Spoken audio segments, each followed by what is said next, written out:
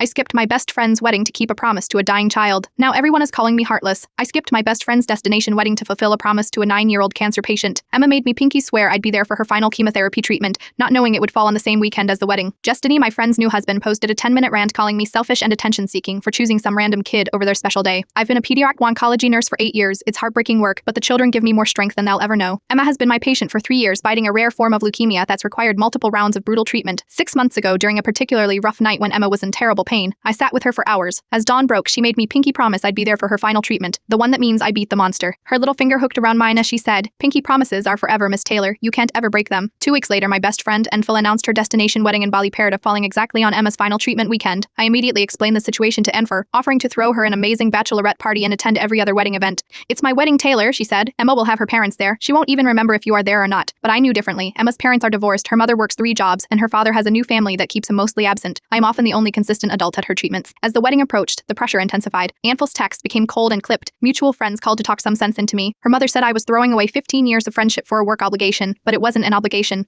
It was a promise to a child who had endured more suffering in 9 years than most people face in a lifetime. The weekend arrived. While after walked down a beach aisle in Bali, I sat beside Emma in a hospital room, decorated with streamers and last chemo day, signs that the nurses and I had put up at 5 a.m. When the final drip of chemotherapy finished, Emma rang the remission bell so hard I thought it might break. "You kept your promise?" she whispered as I hugged her. "Mom said grown-ups break promises all the time when something better comes along." I returned home to find myself essentially excommunicated from my friend group. Evel's husband, whom I've only met twice, posted a video rant on social media about how I chose attention and social media points over their wedding. I hadn't posted anything about Emma. My phone filled with messages from wedding guests I barely know, telling me I'd ruined Enfer's perfect day by making it about some random sick kid instead of supporting a real friend last night.